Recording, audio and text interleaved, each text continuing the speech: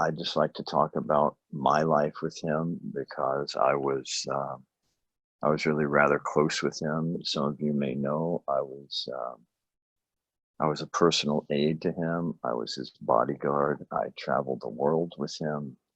I'm also the founder of a call security, which he took a very special interest in and was actually deeply involved with a call security. And um, he called on me, actually pulled me out of a call a number of times to do things for him and for the Dharma. He sent me to Europe. He sent me to India. He had me go out and travel a lot and do things on his behalf.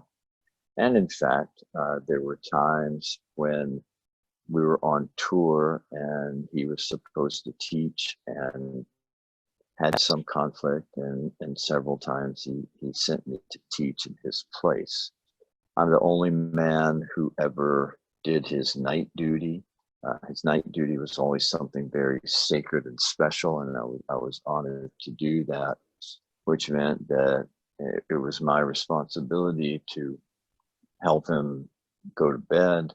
He only slept between 2.5 and 3 hours a night, so he didn't sleep very long, but during the time that he was sleeping, it was necessary to be awake. It was necessary to make sure that the music played continuously, and then to help him get up in the morning. I mean, he would get up obviously very early. I would help him get dressed, have a shower, and all of that. And so I was very close with him, and being his primary bodyguard, especially when we were on tour. I slept outside of his door many nights, and so I also had the opportunity to learn from him directly. He taught me a number of very sacred kriyas that he didn't teach in his regular classes. Not that they were secret, and I never thought of them as secret kriyas that he was only teaching to me, but he taught them to me personally and told me it was my responsibility to teach those, and I have done that. But I was really fortunate to have learned from him in that way and to learn that technology. I'll always be grateful that he brought me to the feet of the Guru, and that experience and the experience of learning directly from him was very transformative. And I always felt that whatever he did was genuine and was sincerely in the best interests of his students. I remember I think it was winter solstice of 1972 or 73, when we were in that funky little trailer park in Orlando, if anyone was there and remembers that far back. And he talked about himself as what's that message? See what it says.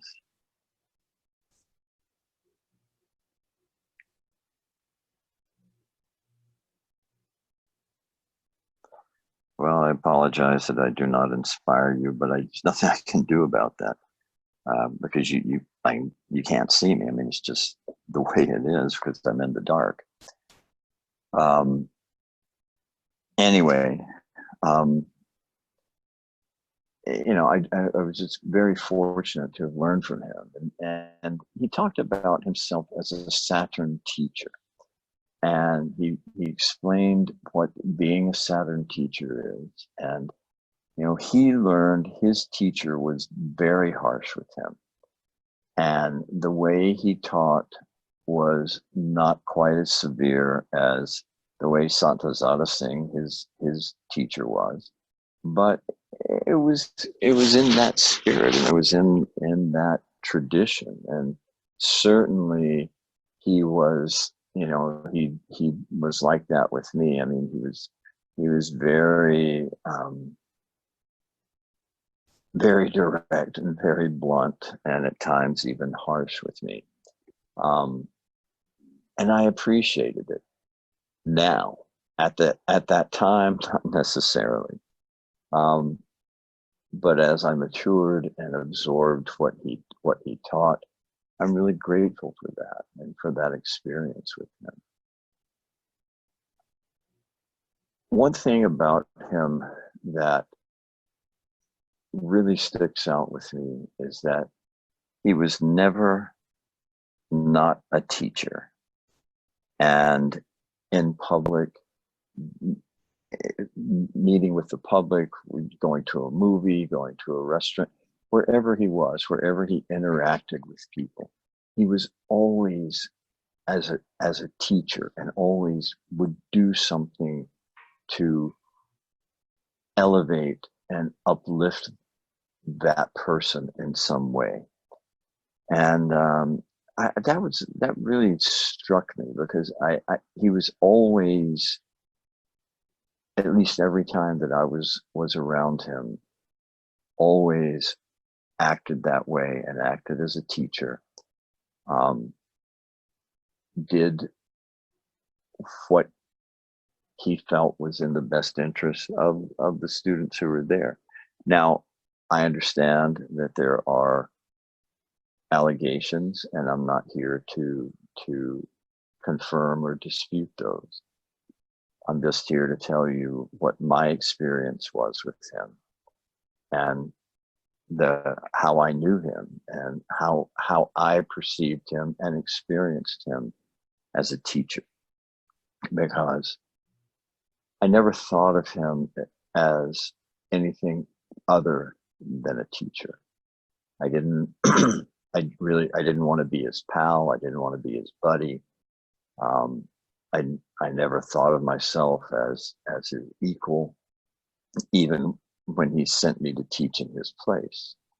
I always considered him as a teacher, and that his way of speaking to me, his way of interacting with me, his way of teaching me was strong and powerful, but I always felt it was in my own best interest. He used to say, "What is the relationship between a chisel and a stone?" Because he used the analogy that the teacher was the chisel and the student was the stone. And the answer is the spark. When the chisel gets hammered against the stone, it creates a spark. And he talked about that it's that spark that the teacher chisels out of the student that brings the enlightenment, that brings the awareness, that brings the experience of consciousness. And he was all about the experience. He was all about that we, as his students, should have our own experience of consciousness. He was not about people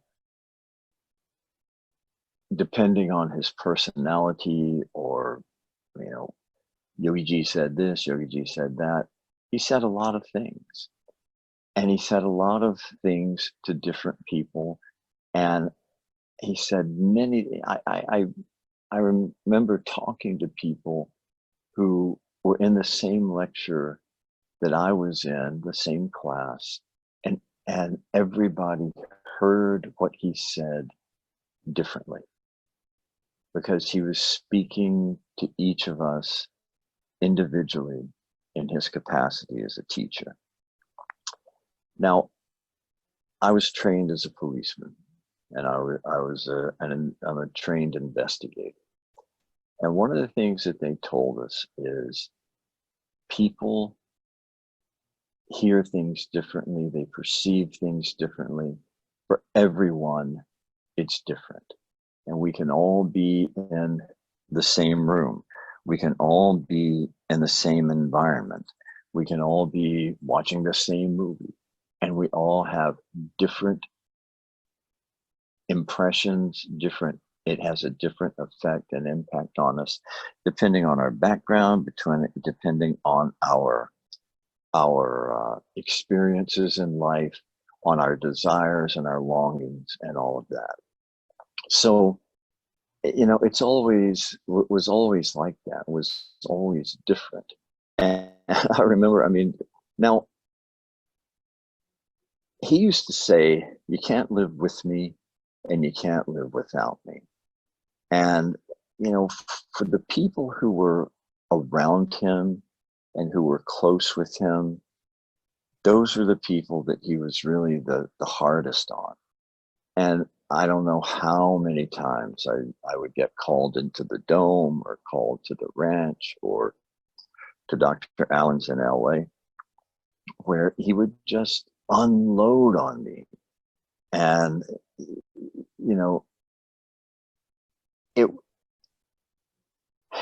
I remember when very early on in my life, actually before I met him, I was reading some book on spirituality or something, and I remember reading something that says God will never give us tests that are too much for us, that whatever it is, you can get through it. But we always get tested to the limit, and that's what a teacher does. A teacher is supposed to test the students. A teacher is supposed to push the students. And, he always wanted to push us out of our comfort zones so that we could grow. And he frequently said, if I don't push you, if I don't hammer you, if I don't chisel you, you can't grow, because it's the reaction to that pressure that brings out your greatness, that brings out your divinity, that brings out your radiance. And he used the analogy of a stone, of a precious stone, like a diamond or a ruby, where it's just a piece of rock when it comes out of the ground. But somebody who knows what they're looking at recognizes that this is a precious stone. Then it has to be cut out of the rock. Then it has to be cut and chiseled to its shape. Then it has to be held to a wheel that is very, very abrasive, to polish that stone, so that when the light shines through it, it refracts that light and brings out the full energy of the stone. And that's what he always said he was trying to do with us. And, I had experiences with him where he was very, hard on me, because, someone once asked him, why do you always yell at your cage, but you never yell at me? And he said, some people I see with my eyes. Some people I look at through a magnifying glass. Some people I have under a microscope. I look at you with my eyes, but Gurutej is under the microscope. And, I've I kind of remained under the microscope for a long time. But, I've got no regrets, because it made me who I am. And it gave me a perspective, and I think a strength that I otherwise wouldn't have. I remember, well, I'll tell you, and some of you may have read Pamela Premka's book.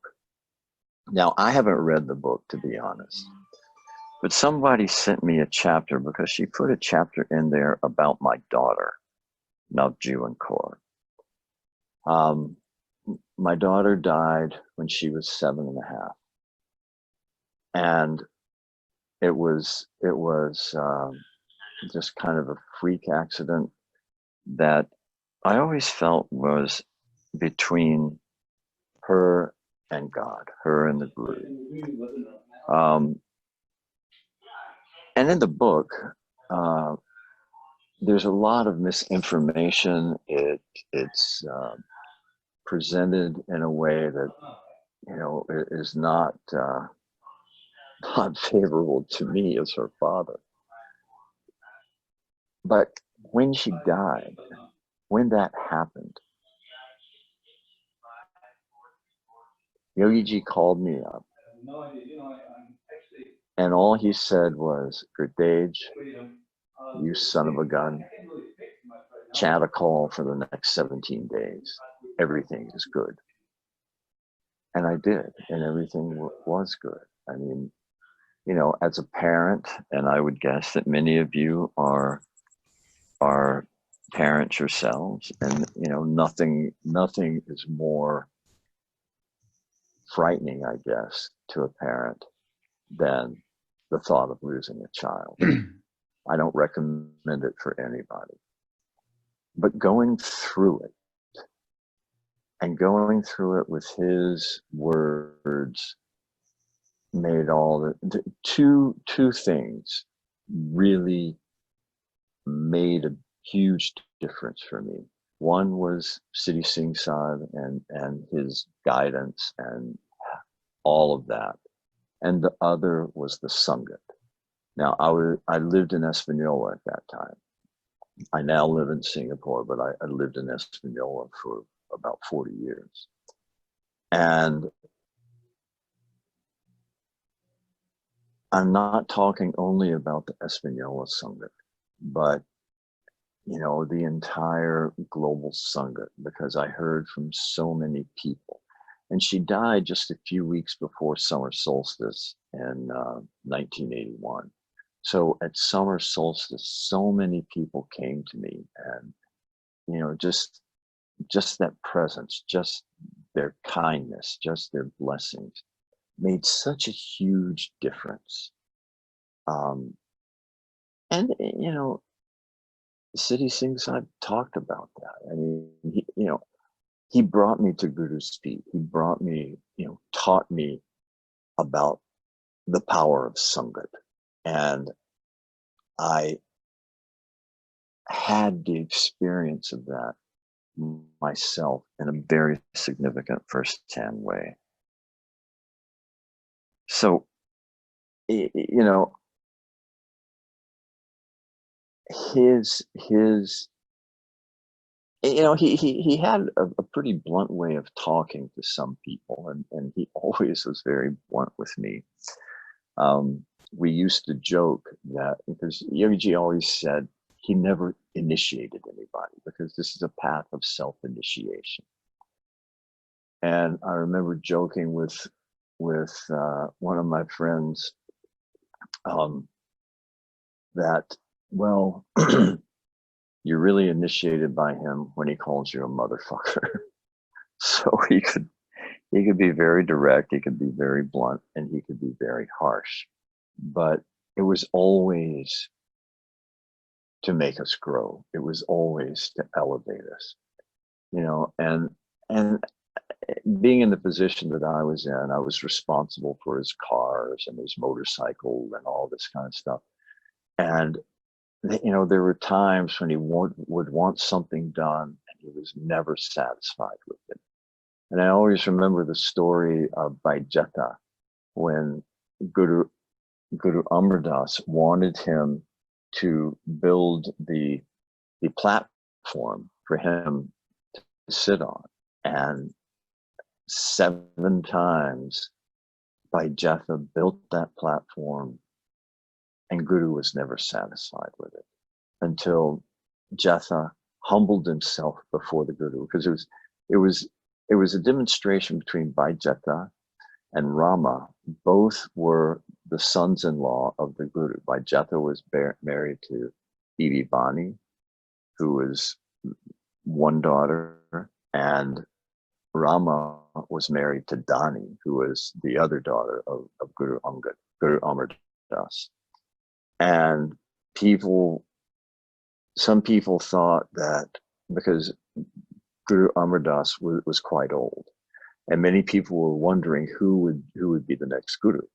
And some thought that Rama was the most fit for Guru, and some thought that Jetha was. And now Jetha always did whatever Guru Amar Das wanted him to do. He served the langar, so he didn't really have like a day job. He was always doing seva and that sort of thing. Rama was a bit more worldly. He was not a bad man. I'm not implying that, but he had a job. He took very good care of his family, and both were considered to be very fit for the Guruship. And the question was, who would it be? And people were trying to influence Guru Amar Das. You should make Rama the next Guru, or you should make Bhaijatha the next Guru. So he gave them both the task to build a dais, a platform, right by the entrance to the Bauli, which is, if you've been to Goindwal, you go down the 84 steps to the water. That was built, and both Bhaijatha and Rama put a lot of time, back-breaking work into digging that and creating it. So he had them both, he said, build one, Bhaijatha on one side of the door, Rama on the other side, and whichever one I like the best, I'll sit on in the morning, and the other one I'll sit on in the evening. And every day he would come down in the evening to inspect the work. And for both of them, he was never satisfied with it. After the fourth day, Rama said, I'm not doing this anymore. You can't be pleased. You're just an old man. And he picked up his stuff and he left. He had a lot of remorse and he begged the Guru's forgiveness, but he never went back to work on the platforms. Bhaijatha continued. And after he built the seventh platform, Guru Amar Das was still not pleased with it. And Bhaijatha fell at Guru's feet and begged his forgiveness. And he said, please show me, please show me. And Guru then had him stand up and said, 7 times you've built this platform.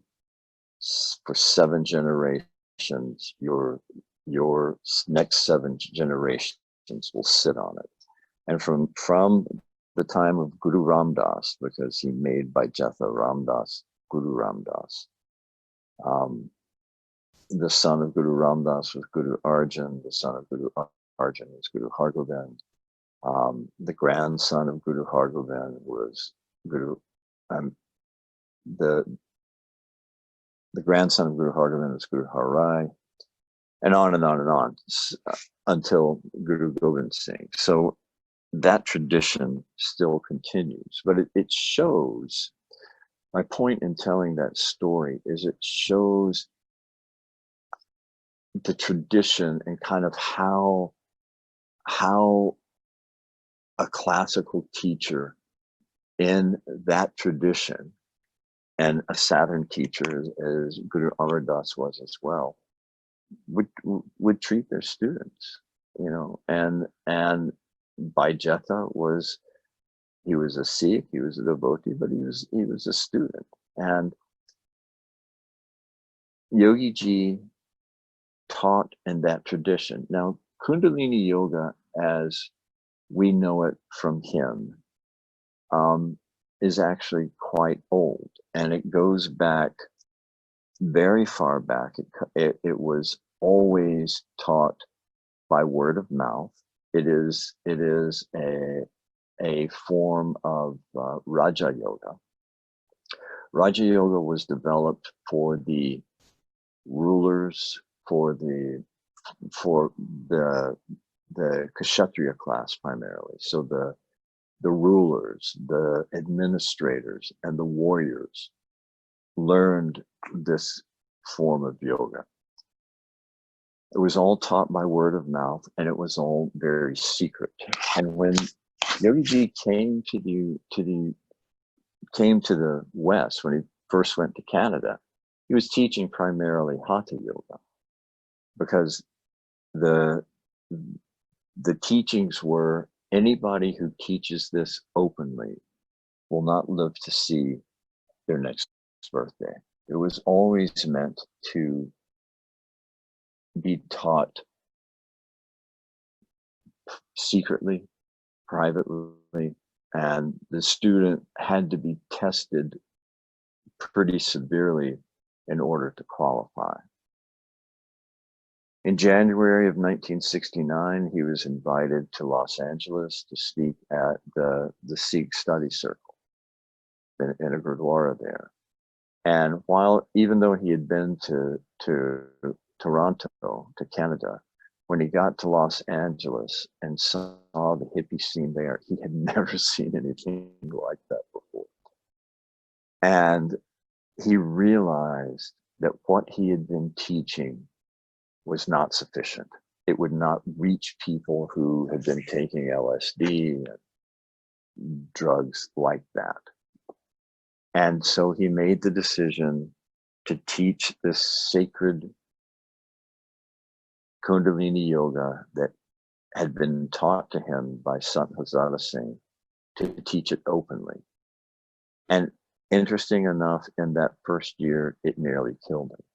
I mean, he had as the year wore on, he kept getting weaker and sicker, and some days he couldn't get up.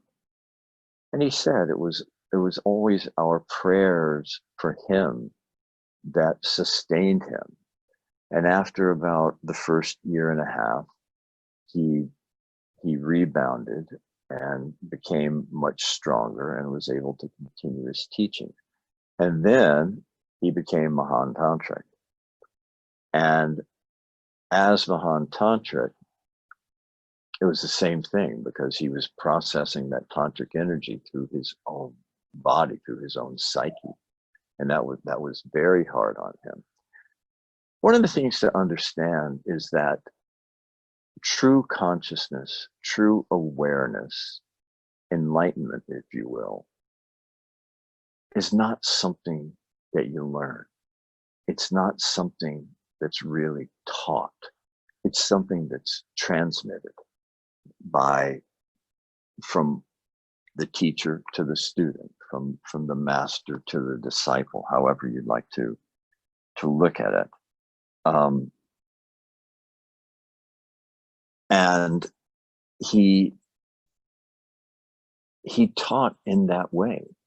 And a lot of what he did that people thought of as harsh or cruel was to break down the ego and the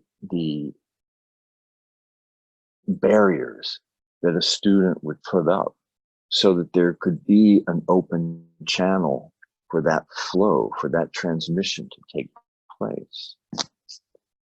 And so that's really how it goes. I mean, sitting in the lecture, practicing all of the kriyas, all of that's important. But when that flow happens, when that transmission from the master to the student happens, that's when the experience comes. And that was what he was trying to do, to break down those barriers, break down those walls, break down the ego that we all have, for that channel to be open and for that awareness to flow. And that was my experience with him. I mean, that's how he taught me. That's how he dealt with me. I mean, I used to get calls from him, probably a half dozen times a day. And he really liked to call me late at night. So I frequently would get calls, and understand, with a call security, I frequently worked very late at night. And he seemed to know when I was asleep, because then he would call me and, you know, go after, just work on me in the way that he did. One time he called me and I fell asleep while he was talking to me. And I don't know if it's still this way, because I haven't actually used a landline phone in a long time. But in those days, if the landline was off the hook, after some time, it would make this dee dee dee dee dee dee dee kind of sound. And I fell asleep and dropped the phone.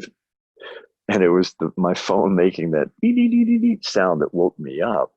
And I figured, how did that happen? I couldn't even remember that he had called. And I went back to sleep. And then shortly thereafter, he called me and just, banjo went on and on and on and on and on. And it was pretty embarrassing. And, but I had such gratitude that he took that much interest in me. I never felt like he'd wake up in the morning and think about, well, who can I abuse today? He was a teacher. He was guided to those who needed it. And, he used to say, because people really, everybody wanted his praise. Everybody wanted him to say nice things to us. But he used to tell us, if I really love someone, then I want that person to grow. And I will be the most abusive and the most rude to that person to make them grow, to get all of that ego out. And he was certainly like that with me. But I always felt it was done with love. I mean, he was very heavy with me. Somebody, Gurutej Singh called me one time and said, Sri Singh Sahib is coming here, and we're his area was also in the Caribbean. And he said, we're going to all of these islands, and I think you need to be here. And I said, is there a security threat? And he said, well, there's not really a security threat, but if you're here, he'll yell at you and he won't yell at me. So I was known for that at one time, but I was always grateful for it.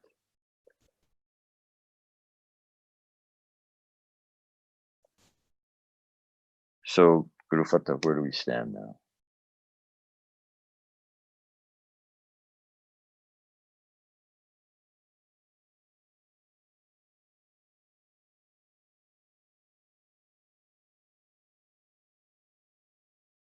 Hello?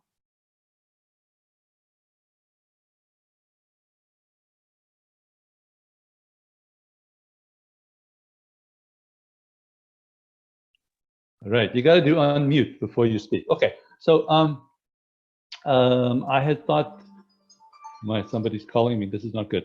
You can hear me now?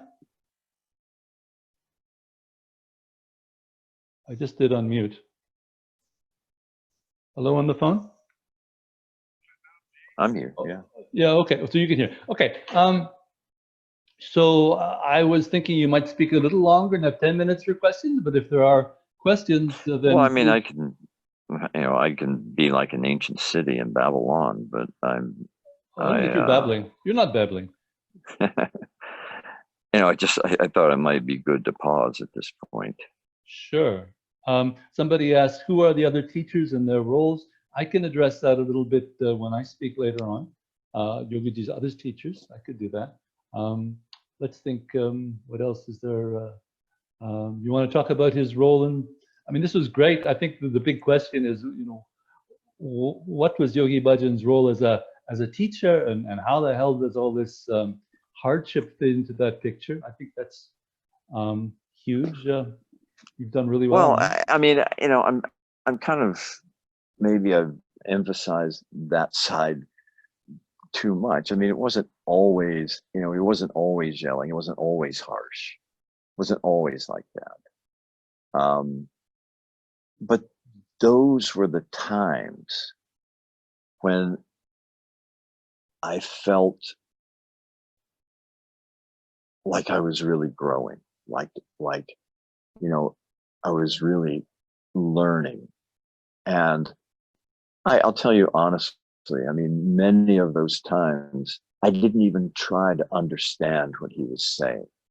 I just, I just kind of took it in as the energy, because I always felt like he wasn't talking to my conscious mind. He was talking to my soul, to my spiritual self. He was eating my karma. And I just, wanted to let that happen. And I mean, because you know, I was around him a lot, and I saw a lot of people argue with him. And when he would start doing that, um, I never did. I mean, I just, I just felt like he's my teacher, and I need to go through this.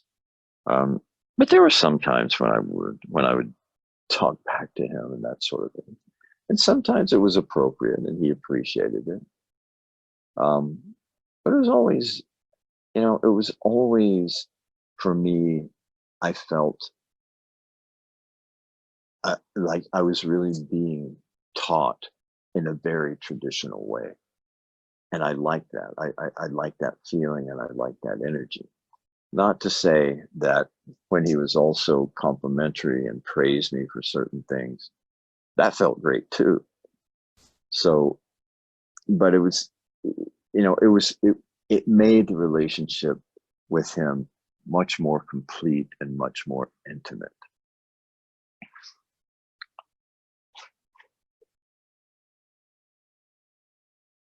Um, let's see, I'm just looking through some of the questions. Not a lot of questions. Some are questioning the existence of Santazara Singh. I can address that, or unless you want to talk about Shanti's research. Well, no, you just go ahead. No, I do that met later. his son actually. Yo, good. What? Talk about that. Well, it was one of the times that we were in India, and Siddhi Singh Sahib had made contact with Sahazada's son. Sahazada had already passed on, and we went to the son's house. Had tea, and there, in the house there was this huge painting of Sahazada Singh. And it was interesting talking to the son, because he really didn't seem to have any deeply spiritual qualities. Not to say that he wasn't a good man. He was a good man. And I met also his grandson, the son's son, just 2 years ago, when we were in for the anniversary of Guru Gobind Singh's birth, when we were in Patna. And it was interesting to be in that space and in that energy, because I could feel this kind of electrical current, I guess, that felt a lot like Siddhi Singh Sahib, but it was something else. It was another energy. And this technology is very ancient, and it was always, as I said, quite esoteric, was never taught openly. And there are things about it that, when you really do practice and you really do focus, bring out those energies. And I mean, I felt kind of the ancient, just the ancient elements, and how far back this goes and how powerful it truly is. And I think that because he taught it openly, we don't recognize, many people don't recognize or don't see it in that way as such a sacred science. Not to say that people don't benefit from doing it or feel great or have deep experiences, but it is a different dynamic because it's so easily accessible now. And up until he started teaching it, it had not been. So that current it, that I felt there was very strong, but I realized that it's something that I feel throughout. And I think that is the golden chain. And when we chant Om Namo Gurudev Namo, it brings that. We tune into that. And you know, it's a very real energy that flows through us.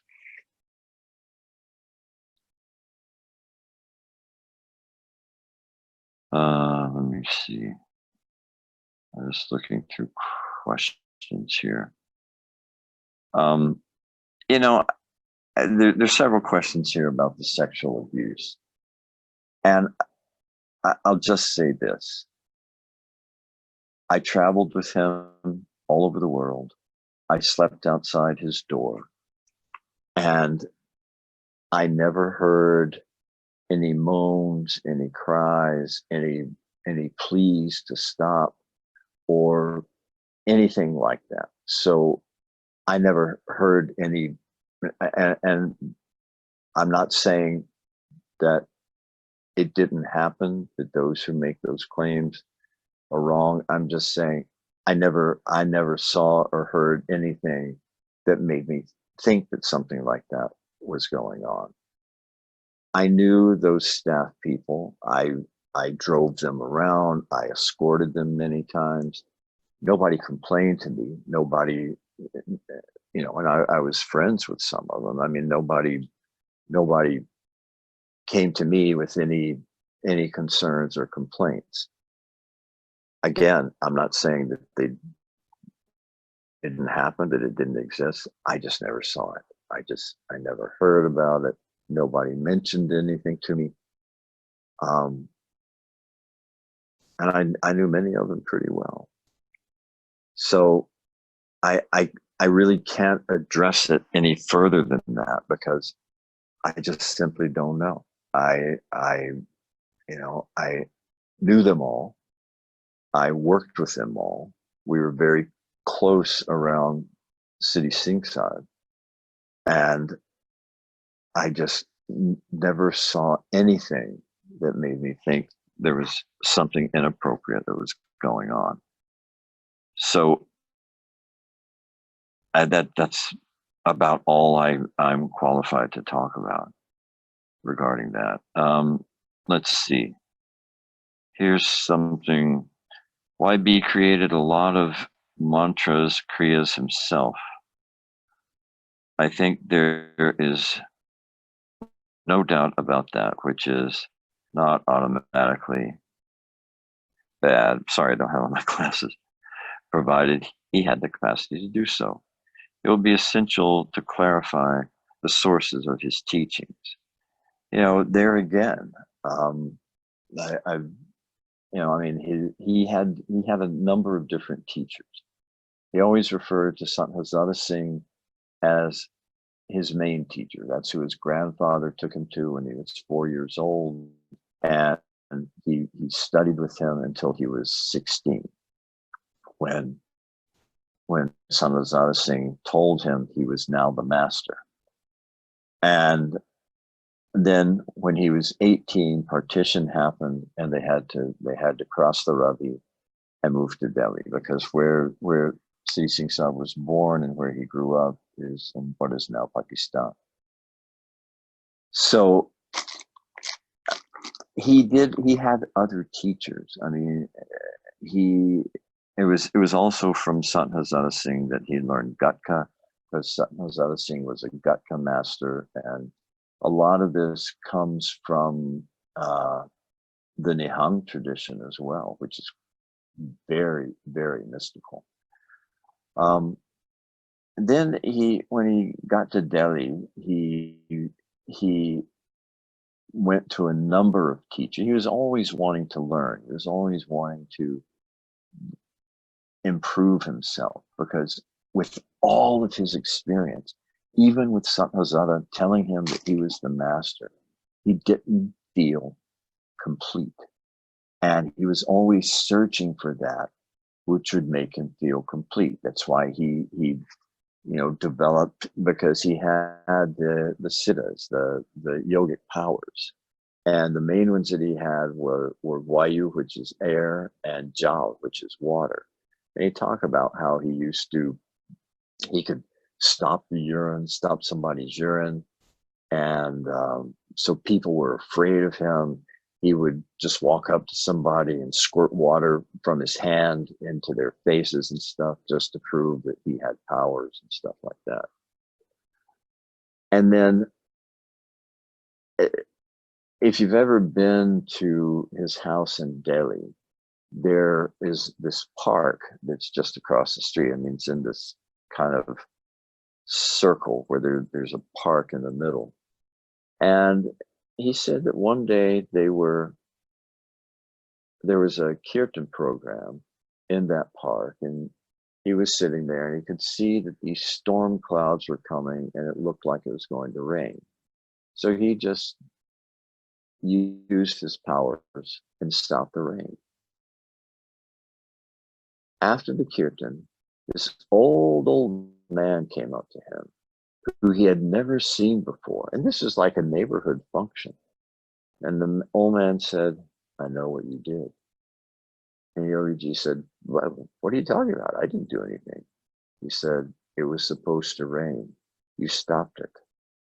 And Yogi said, "Yeah, well, I mean, the kirtan was beautiful. There's no reason to let the rain disrupt it." And this guy says, "You see every blade of grass here? It needed that rain. You see all these trees? They needed that rain. You see all these flowers? They also needed that rain." And Yogi said, "No problem. I'll just have my orderlies come. They'll all water it by hand. We'll get that done tomorrow." The old man said, "No, Baba, you do it yourself." He said, "When you leave your body, where do you think your soul will go?" And he said, "Oh, wherever Guru takes it." And he says, "No, you have developed these powers. You will be trapped in that element until you can overcome it." He said, you better think about that and get started on it now." And then the guy turned and walked away, and he started asking, "Did you see this old man?" And nobody saw him.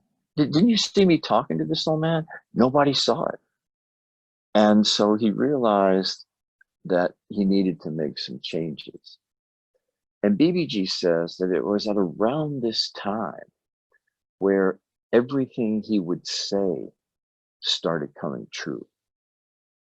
And then he was a customs officer. He worked for the government of India. He was assigned to Amritsar, to the Amritsar district.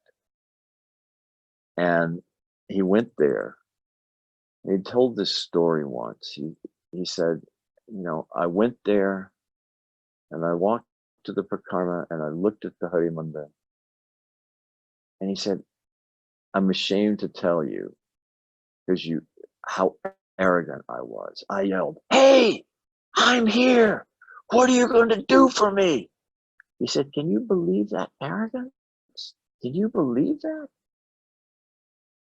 And then he got the message, come every day and wash these floors. So he started doing that. And wherever he was, because he had to be all over that Punjab region, by 3 o'clock in the morning, if he had to ride his motorcycle or his Jeep, he would always be at the Pakarma in time to do the Ishnan Seva. And he did it every day for 4 years. And he begged Guru Ram Das to take those powers from him so that he'd never abuse them again. And then he was reassigned to Delhi, to the airport, which then was called the Palam Airport. And it was while he was there that he met Birsa Singh, Sant Birsa Singh, who taught him the long Ikonkar mantra. And he used to, because the Delhi airport, most of the flights would come in at night. And there was always a lull between 2:30 and around 5:30 in the morning when there really weren't many flights. So he would drive his Jeep down to the end of the runway, have the radio with him, which he called the wireless. And he told his staff, his people, he said, the place better be burning down for you to disturb me. Nobody disturb me until I come back. And he would go down to the end of the runway and do his long Ikonkar. And that was when he got what he, said he saw God. And then it was shortly after that he came to the West. He came to Toronto and then to Los Angeles. So he comes from that tradition, and this technology comes from that tradition. He had many teachers, or a number. He talked about, I remember he once gave us this Kriya, and it was exceedingly uncomfortable. And he said that when he did it, in the ashram where they were, there was this teacher that was called the Dand Guru. And he said, means that he carried a stick. And if you weren't in the posture correctly, he'd whack you with the stick until you got it right. And Siddhi Singh Saab was, a big soccer player. And he got injured playing soccer. And he had to pull, I think it was full lotus.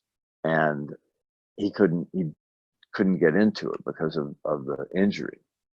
And the Dund Guru said, sit here and pull it. And he goes, I can't, my knee, it really hurts. I can't bend it like that. And the Dund Guru whacked him on the back. He said, I still have that scar. And he does. He had a mark on his back. Pull it.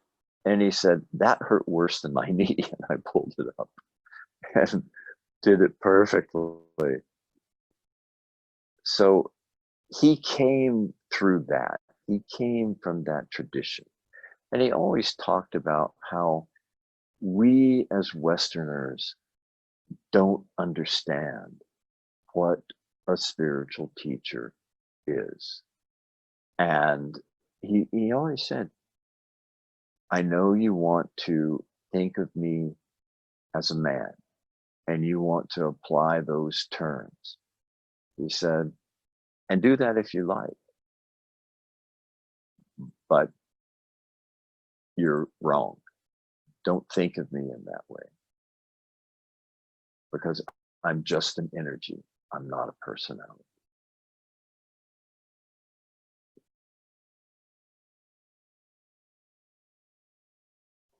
Why, Guru? So, what else? It could be bedtime for you. Well, I'm fine to carry on a while. I can start up a bit, and if you want to chime in, Sure, go ahead. feel free. And if people, we're reading the questions here.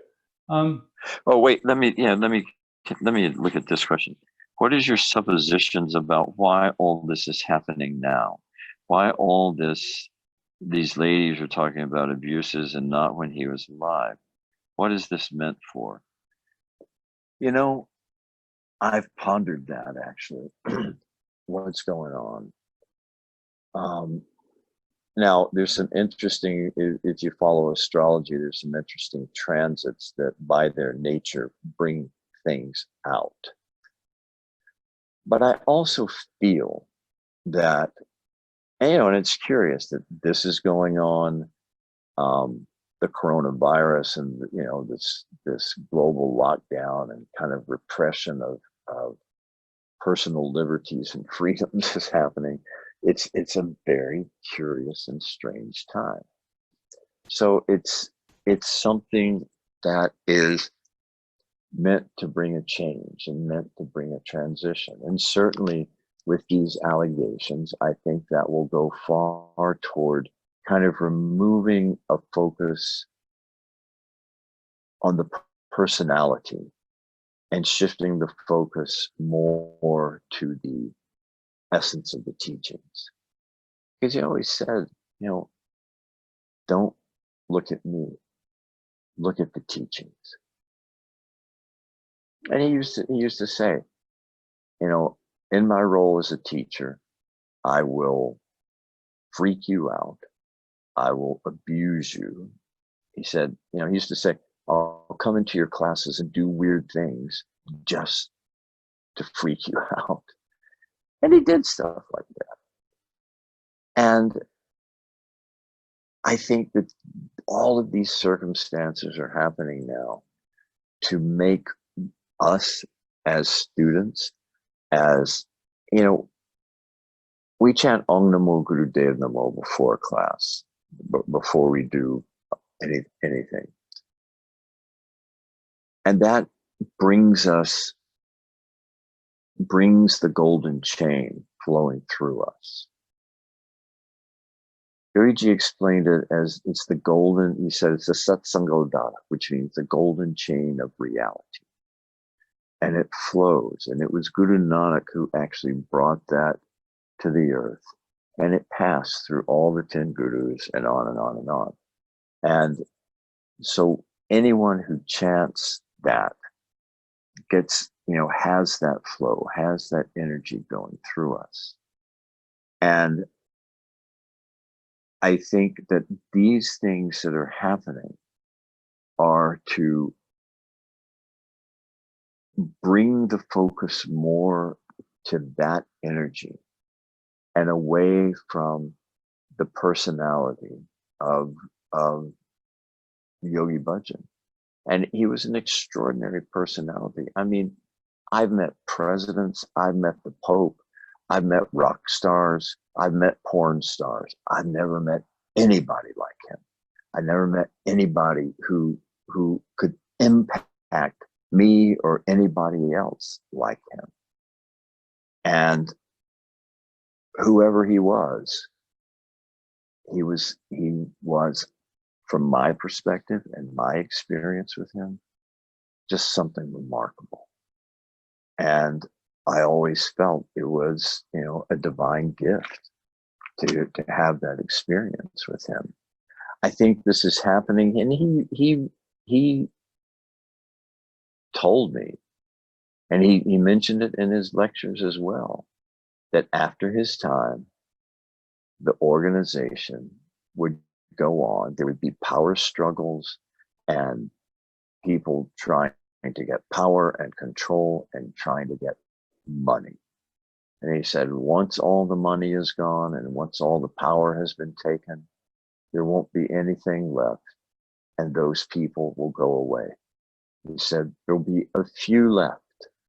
And from those few who understand and have the experience of consciousness, a new organization will emerge. And that is what will last, he said, for 5,000 years. But it won't be personality centric. Guru Gobind Singh did not appoint another person. And I've always believed that, for many reasons, but one of the reasons that his 4 sons died was because had any of them survived, the Sikhs would have tried to force them into a guruship. And Guru Gobind Singh had to completely cut that off and, give the guruship to the Adi Granth, which became the Sri Guru Granth. And the golden chain flows through that. Now, don't misunderstand. I'm not saying that to do Kundalini Yoga, you have to be Sikh. But where these mantras come from, where a lot of the tradition and the philosophy, I guess, comes from, it comes from that tradition.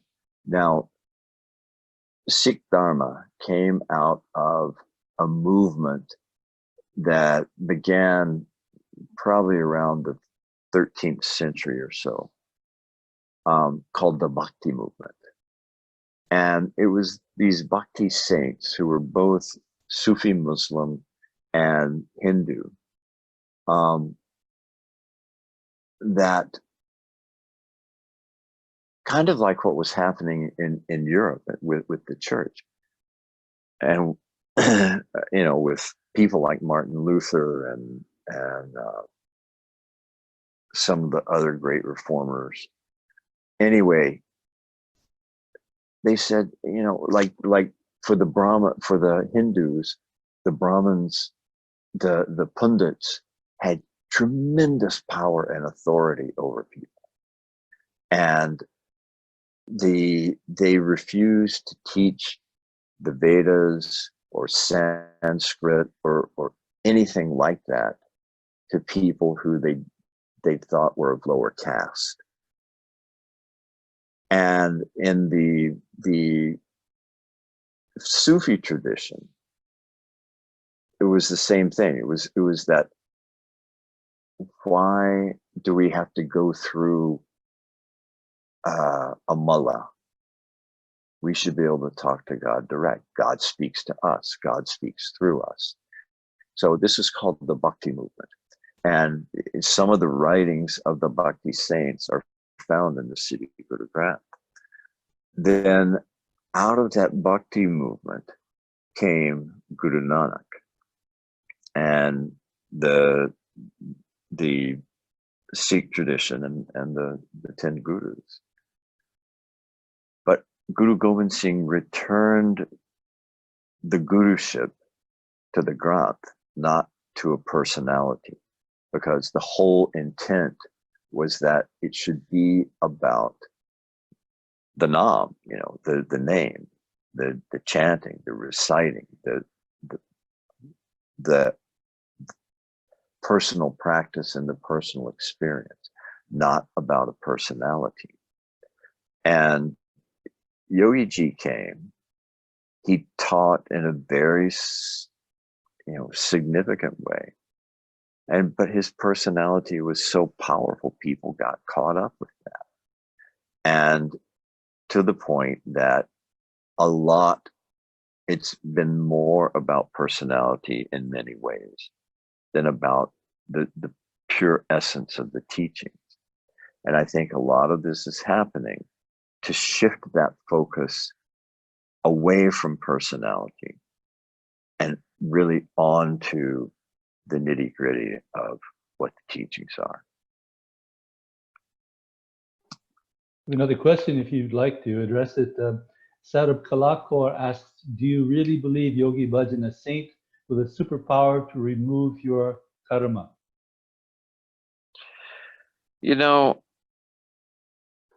I think that he was a great master. I think he had that power. Whether he was a saint or not, in my opinion, is immaterial. Because I think that I think saint, the term saint, the whole saint theory, if you will, is really more a marketing ploy. We're all saints. We all have that capacity. Anybody, everybody. As elevated and divine as a person can be, as mean and cruel and base and dark as a person can be, we all have that in us. We decide where it's going to go. Destiny has a certain play there to bring influences, but we have free will. And it is the power of free will that it's those decisions that we make. I mean, I think for myself, I was just some guy. I was born in Atlanta in the southern part of the United States. I grew up in the 50s and 60s, so I'm a geezer. So, when I was growing up, segregation and racism, especially in that part of the United States, was severe. I mean, it was really, really harsh. And I grew up through that, and Martin Luther King and the changes he brought, and the Kennedy assassination, and the Vietnam War, and 9/11, and all of that. And I've seen all of these things happen. And I feel that this is a time when the entire consciousness of the planet is changing. And right now, it's hanging in the balance. And it's whether those who have the divinity and the technology and the devotion to raise the consciousness will do so or not. And I think the future of this organization, and really the future of the world, the globe, depends on that. I'm not saying it all has to come from Kundalini Yoga as taught by Yogi Bhajan, but there is a shifting in consciousness. And Yogi used to say, for example, the only true path. We were at some.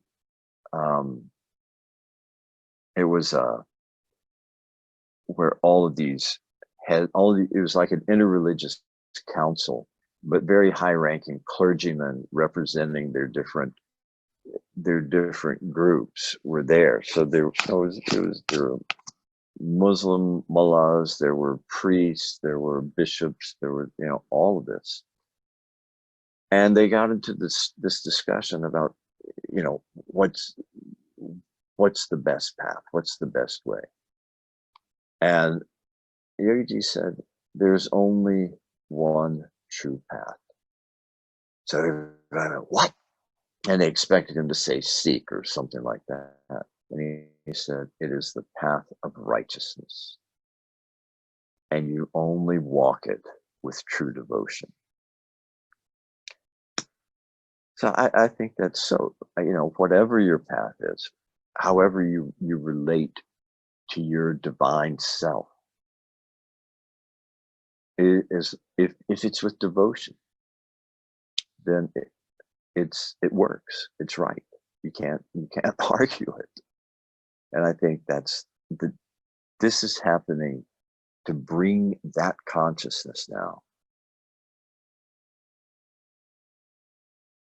It's kind of like this in the 60s, all of that happened, and all of the drugs and everything, because there had to be this very accelerated shift in consciousness.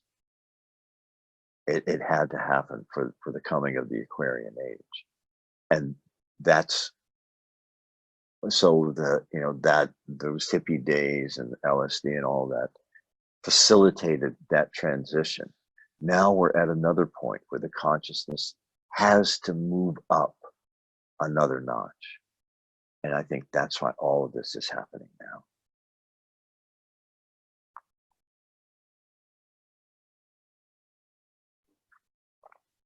Vaheguru.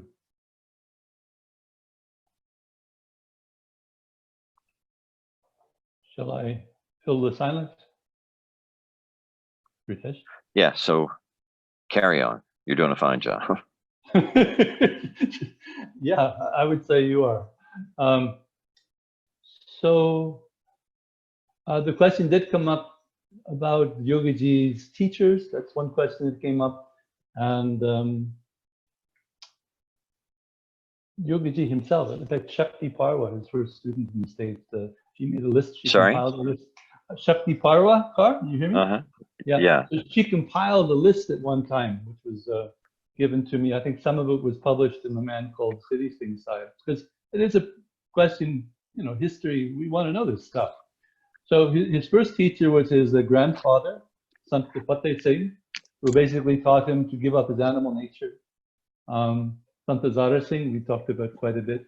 Sant Ranjit Singh in the 1940s taught him also the concept of universal spirituality. There's a Swami, you can still find videos of him on YouTube, Swami Dev Murthy, who taught him Hatha Yoga and Raja Yoga. Right.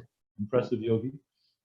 There's another called Acharya Narinder Dev of Yoga Smart, apparently, Mandir Lane, New Delhi, who taught him Hatha Yoga and postures and the impact on the nervous system. Him I couldn't find anything about. Then there's the Swami that Yogiji taught in his ashram in New Delhi, Swami Dharindra Brahmacharya, who's also a teacher of the Gandhis. That's where Yogiji met the Canadian High Commissioner, who allowed him to come to Canada, who facilitated that, and so a very well-known center in Delhi.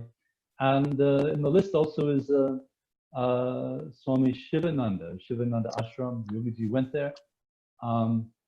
If you listen to Yogiji's stories, or if you read his biography, you'll note that he also talks about a lot of teachers, and many of them he doesn't attach a name to. So he had many teachers, and much as I think Gurutej is saying, we don't really want to focus on the personality. I mean, Yogiji didn't quote Sant Hazara Singh. We'll often quote Yogi Bhajan said this, said that, but Yogiji would tell stories about Sant Hazara Singh, but not say, Sant Hazara Singh, the famous sayings of Sant Hazara Singh. He never went there. He would send us to Guru Granth Sahib.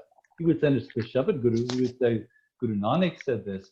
But as far as personalities, he never went there. In fact, he also didn't talk about his brother and sister. I don't think about once in a lecture he mentioned either of them, because I'm sure he was aware that the personality cult takes root very easily. So that answers that question there. If you want, I can go on. I mean, there has been a question about who's Philip Desleep, and I can go into that. Gurutej, if you're fading and you want to say a final whatever, please go ahead, or just stick with us. How are you doing? I'll hang in for a bit longer. Okay. So thank you everyone for listening. Vaheguru.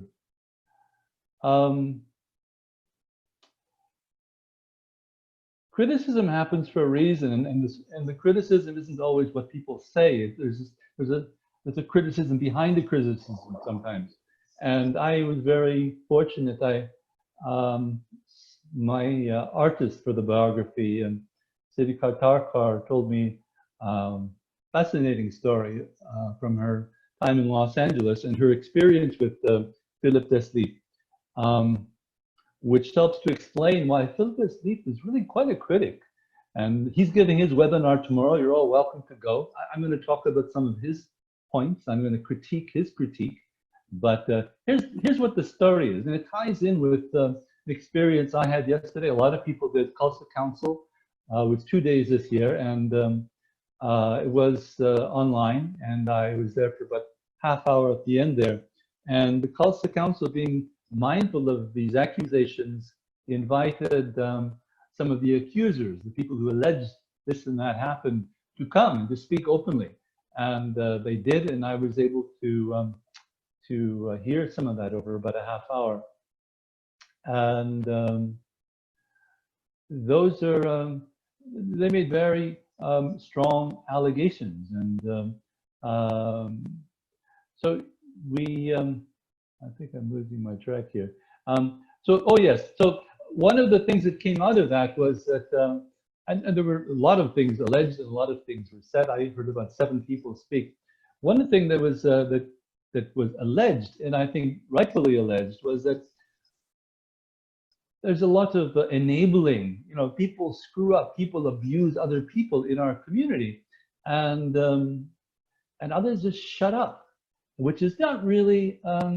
It is not okay. I mean, if you're wearing white and dressing spectacularly in your turban, and you're going saying, "Well, we want to be healthy, happy, and holy," if somebody's abusing somebody in your community, it behooves you. It's your responsibility to do something about it.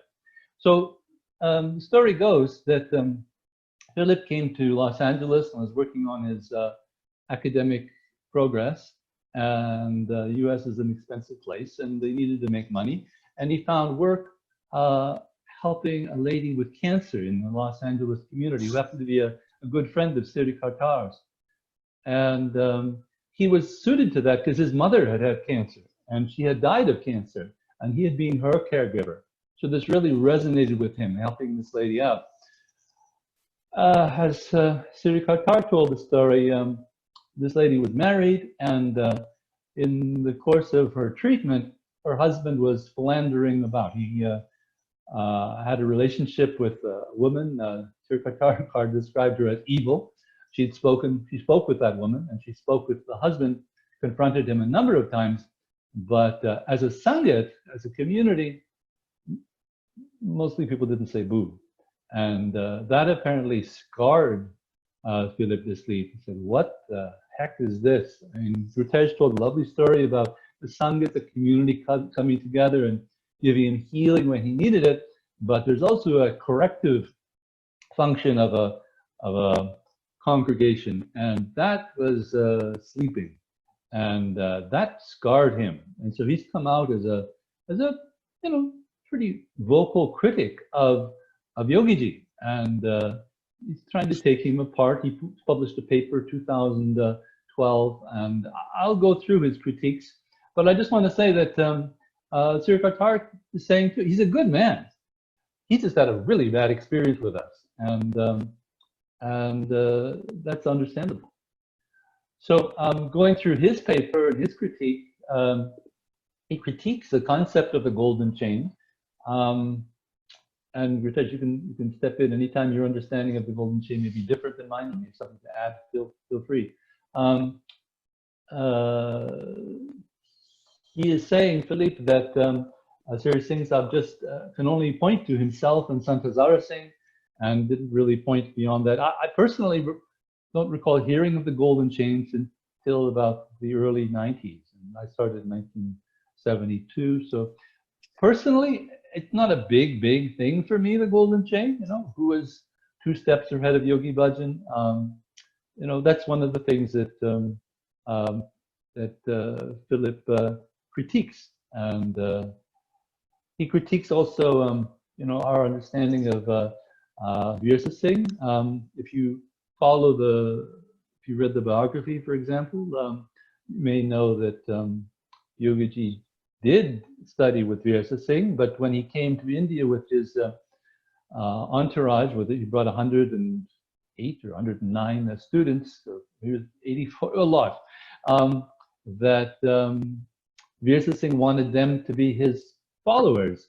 And Yogiji had a break with Virsa Singh then. He said, and I'm sure he was like any human being, he was figuring this out as he went, but he realized at some point, maybe just right at that trip there, maybe just in that time with Sant Virsa Singh, that this was not really in our interest, that there's something much bigger than following another personality. And he wanted to give us to Guru Granth Sahib. He wanted to give us to that lineage rather than to, which basically is the word, the Shabad Guru, rather than to You another know, personality. forgive me for Go ahead. stepping in, but I Yeah. mean, you're totally right. I mean, he did not come to the West with, thinking that he would become what he became and that it would grow as big and as fast as it did. His intention originally was to go to Canada, teach Hatha yoga, and make some money, and then go back to India and retire, and kind of as a well-known teacher and have students, and that maybe an ashram in Delhi or something. And that was kind of what he thought. But it just grew and grew, and the more he taught and the more he engaged with people, the more it became clear to him what laid ahead and what he had to do. I think it was in 71 that he became Mahan Tantric, which was another change, another powerful thing that happened. And he started teaching White Tantric yoga, which has been transformational for many, many people. And then he continued to teach, and increasingly people became interested in the teachings of the Sikhs. Because he had, when he first came, he had a little cassette tape that had the Sukhmani. It was a recording of Sukhmani by Professor Satnam Singh, and he had his Sundar Gudka, and those were really precious to him. But he had us start to do Japji. He had Fremke did the translation of some of the Banis, and that became Peace Lagoon.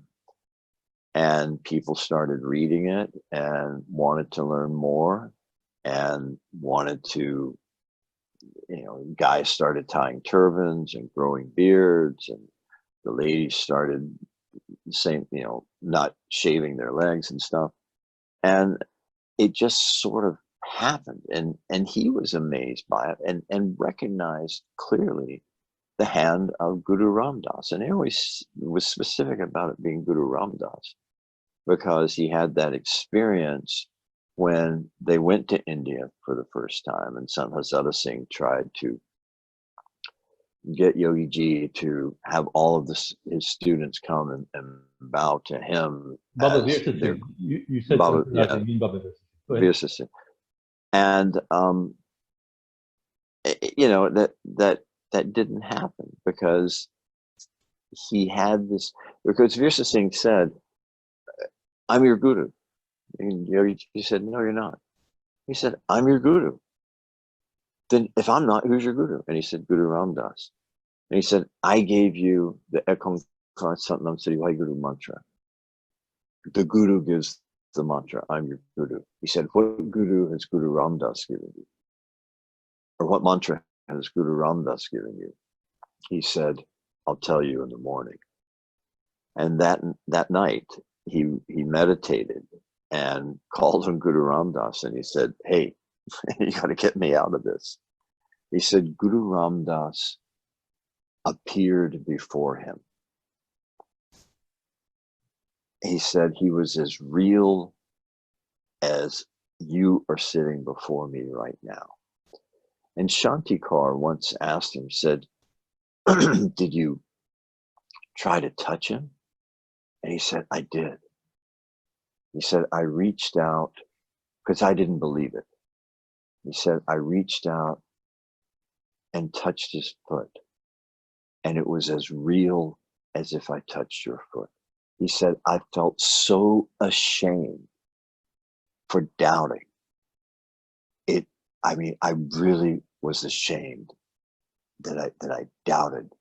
And he said, Guru sat with me and started just chanting, Guru, Guru, Wahiguru, Guru Ram Das Guru, Guru, Guru, Wahiguru, Guru Ram Das Guru. And he realized this is the mantra from the Guru. So the next day he went to Birsa Singh. He said, this is my mantra. And that's how the Guru Guru Wahiguru Guru Ram Das mantra came to be. So he came back, he came back from India. And because up until that time, he'd been talking about his master, Birsa Singh. I mean, he was in love with him. So Birsa Singh gave Yogi Ji a pair of his chappals, those wooden chappal sandals that he brought with him when he came to the West, and he set them up on his altar. He used to bow to them every day. And after that, there was never another mention of Birsa Singh.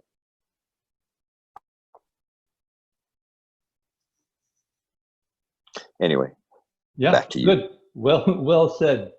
And I really appreciate your being there because you were there. So the critique again. Yeah, indeed, versus saying we never talked about him again. So I mean, but he's in the biography. If you want to read the story, Yogiji may have never spoken to Virsa Singh again, but it's a matter of record. And if you read the Messenger from the Guru's House, which is the title Yogiji gave for his story, it's there. It's true that Yogiji, especially at the beginning, focused a lot on the navel, and that happens to be almost the sole focus of his teacher in Delhi, Swami Dharindra Brahmachari. I've seen a book of his, and it's all navel, navel, navel, which is very familiar to us. So what the sleep is alleging is that all Yogiji taught was just a mixture of Virsa Singh and Dharindra, and I think he's aware of one of the other teachers. In fact, I was having an exchange on Facebook with Philip the other day, and he said, well, most of the Kriyas are from Dharindra and one other teacher. But I challenged him, because if Yogiji had all in all maybe 50 teachers, how can you quantify? I mean, if you're a scholar, you have to be able to have a citation and a written work. But if most of the yoga tradition is oral, you can't do that. So, I mean, it makes you look good if you can say, well, these two, I can say, they wrote books and they're historic figures, and most of his work came from that. But you can't really quantify that. For all we know, maybe it's more closer to 1 or 2% of what he taught came from Virsa Singh and Dharindra Brahmacharya. Given, if you think about it, Yogiji taught maybe a couple of thousand Kriyas, maybe more. And he couldn't, there's no way that all came from there. Where exactly it came from? Well, we can say the golden chain. I don't really, what I do know, I'll tell you a story that corresponds to this. I mean, Yogiji was very, very perceptive. And I asked somebody, I mean, I'm a very gung-ho guy. I don't mind making fun of myself. I dive deep into it. I got a spiritual name. I made it legal, wearing white. I just dived in. Maybe I'm stupid. But there's a guy in Los Angeles who also went on that India trip called Dr. Alan Weiss, and very smart guy, became a surgeon. I mean, you don't be dumb and become a surgeon. Very smart, very sharp. And he's still Dr. Alan Weiss. He's Dr. Alan Singh Weiss. And it took a while for him to put on a turban. A lot of people stick around, they never put on a turban. But, so he's very sharp, very critical mind. And like myself, when Yogiji would come here, he watched Yogiji like a hawk. He wanted to study not only what he said, but what he did. And he noticed something in those early days. And we were all quite young and fertile. And he noticed that one after another, he noticed these ladies, Yogiji would say to them, "Congratulations on your pregnancy." And well, that's fine, but they would say they're not pregnant. Dr. Allen, what is this? And then after a time, he noticed all of these women, they would come back, all of these young women, and said, "Yuji, how do you know I was pregnant?" And so finally, Dr. Allen, it was too much. He had to ask. And so Yogi explained, everybody has a magnetic field. Everybody has an aura, and he has the capacity to see the aura. Now, when a woman is pregnant, there are two magnetic fields, and it's easy, he can see that. And that was his cue. And Dr. Allen said, yeah, who can see that?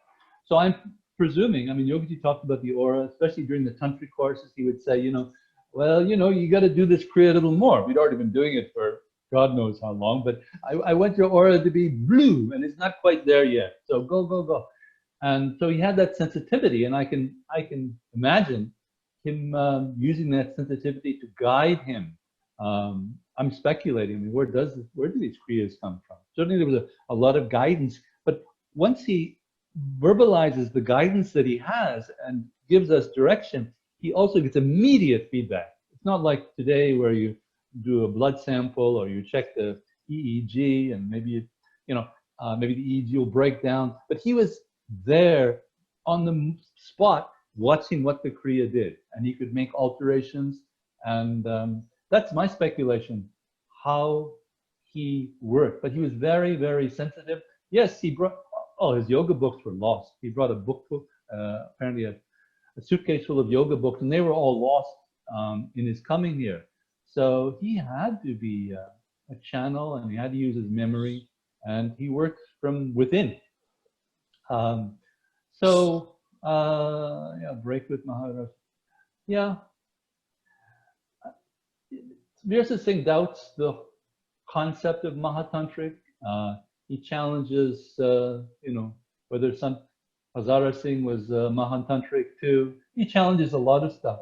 Frankly, I don't understand a lot, but I know if something works. I'm working with my laptop here, which I totally don't understand. But it really serves us. And in the same way, the white tantric yoga, sometimes I joke with my students.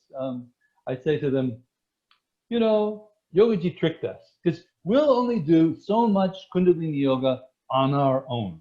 Or even in his class, there's a certain limit, But he tricked us. He got us matched up with somebody of the opposite gender, and nobody wants to lose face.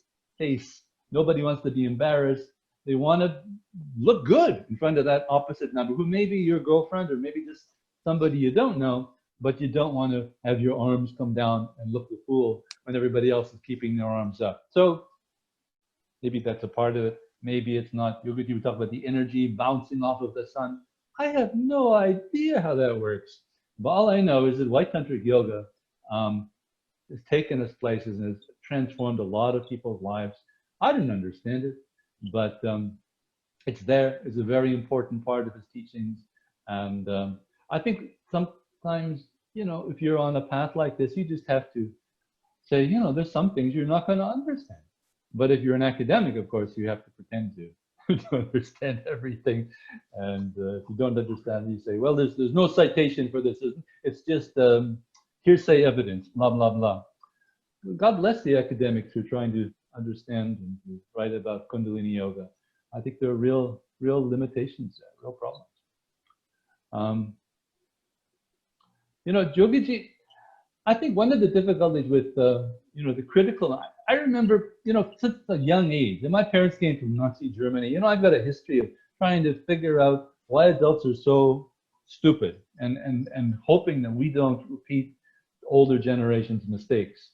And we do have a bias as spiritual people. The pictures of Guru Nanak, we all get their pictures of Guru Nanak in his old age. Nobody hardly sees, nobody bothers with painting Guru Nanak in the prime of his life, but he was teaching all his life. So there's all this bias, Babaji, old people. But we forget that, I think maybe I'll do this soon, because I've been asking for support to do this. I think I'll just not bother. But one of Yogiji's very prized students was 15, I think, when he came to Yogiji, and he so blossomed. And you know, it's a weird thing. I have a mental block right now. Who's our first Vaisab? You remember? Vaisab Singh. Oh my God, yeah, Vaisab Nelson. He was brilliant, and he only lived till he was maybe 19, car crash. But you know, we have a bias toward the elderly. I mean, it's nice to have reverence for the elderly. It's also nice to have respect for the young. I think that came out in last night's forum as well, that the young don't feel they're being heard. But I think, you know, Yogiji addressed, that's one of the beauties that we young people felt we were being listened to. And I think I'm just losing my track here a little bit, but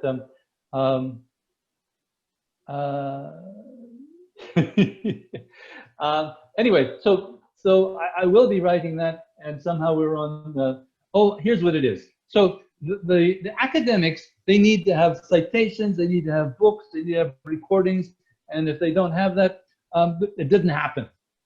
Yogiji, and here's where the academics are going to differ. Yogiji was not a bean counter. Yogiji was not a rational always. Here's what I was going to say about myself. That's right. As a young man, I realized, you know, rationally, we're not going to figure out big solutions in our life. We have to understand people. We have to understand the mind. So I was good with math, but I kind of left that behind when I was a young man. I said, this is not going to solve the problems of the world. And I think Yogiji, you know, he had a degree in economics. He was smart. He could manage businesses. He helped considerably. But he was a visionary. And he came from the tradition of Jesus and Buddha in the sense that he was a great storyteller, a master storyteller.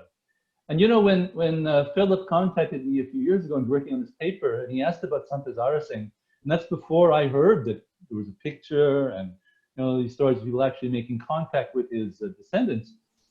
I said, you know, there's a Sufi tradition that if something inspires, it's true, you know, and if it doesn't inspire, it's not true. And I believe Krishna had some arguments with Yogiji early on. What is truth? And I remember, you know, here in Toronto, there was a case early on which I researched, and Yogiji said to somebody, you know, all this land is outside of Toronto. You can make it into an ashram and it will live on for a long time, and, you know, la la la. Well, the person ended up not following through, and it didn't happen. And there's another case, and please, I don't know if you're going to all understand this, but Yogiji changed the world in a fundamental way by being a great teacher and a great storyteller. He told stories about the snow in Canada and how he survived that. Those are great stories. And they helped make our legacy, and they're a very important part of, you know, they inspired us, you know. So if we're in a snowstorm, we can think back to what Yogiji would have done. Now, doing my critical research, I found that actually when he was here, it was never that cold. And there was no, it was Canada, but there wasn't any snow in Toronto. And so what do you do? What do I do with that when I'm writing Yogi's biography? I say, well, this is part of his legacy. He's here to inspire us, not to tell us what the weather was in Toronto in December 1968. Who cares what the weather was? He was giving us he was being a role model. He was giving us a legacy. He was creating a mythology. And that's where I think some critics just fall off. They don't get the breadth and the extent of what Yogiji did. You know, there's a lot of academics cannot change the world by academic work alone. You don't change somebody's heart by telling them, you know, material facts. You've got to know people's hearts, and you've got to know how to inspire them. And Yogiji was masterful at that. And that's, I think, maybe the final word I'll say about Philippe Desliep. Love the man. I mean, I appreciate his intention. I appreciate how he got embittered. That's my critique of his academic paper. Gurutej, anything more you want to say? You're still awake? No, I mean, yes, I'm still awake, but no, I mean, you've summed it up really well. Um, you know, one of the things about him was he had this amazing capacity to draw on all of his experiences for the purpose of his teaching. And because his experience was so vast, I mean, he grew up, used to say he was like Prince of Wales, because his grandfather was very wealthy and owned several villages. And I remember going with him, with Yogi Ji, to the Palace of Versailles in France, in Paris. And we started walking through it. And he he started pointing out, this room is for this, that room is for that, the next room is going to be this. And he knew exactly the layout. And he said, this is exactly how my grandfather's house was laid out. So he grew up with that kind of opulence. And then but it was also, they were also farmers. I mean, this was in the 30s, 30s and 40s, 1930s and 1940s when he was. So they were still under British rule, was still quite primitive in that part of India. Virtually no paved roads, virtually no cars, really. And they rode horses and farmed and also had, mudges, those water buffaloes. And he talked about, having to milk the mudges in the morning and, doing that kind of agricultural work. Even though he was quite wealthy, everybody worked. And then he said he would sit with his grandfather every morning, and he would listen to his grandfather do japji. Then his grandfather would have Yogi Ji recite japji, and his grandfather would sit in a very meditative state and listen to Yogi Ji recite. And this, he was like a 3 or 4 year old at that time. And he said one time Yogi Ji said, "No, let's just do it together." And his grandfather said, "No." He said, "I want to respect you and I want to respect Guru's word. So I want to sit and listen to your recitation because that is your expression when you recite." And that, it's things like that that really stuck with him, that he used so much as a teacher. But he had all of this experience. Then, he went to university, got his master's degree in economics, but he was also in the army at the same time, serving in the army. And there were a number of different conflicts that he had to deal with. And then with his degree in economics, he went into the customs service, and he was a customs officer. And they had to go after these, because smuggling's very big, and he worked all along India's border, and they would have to intercept these bandits and arrest them, and big gunfights and that sort of thing. So his experience was exceedingly vast. Mm. And in all of his experience, when he got to Los Angeles, he could not believe what he saw and how people were living. Mm. Big switch. Sorry? Yeah, big change.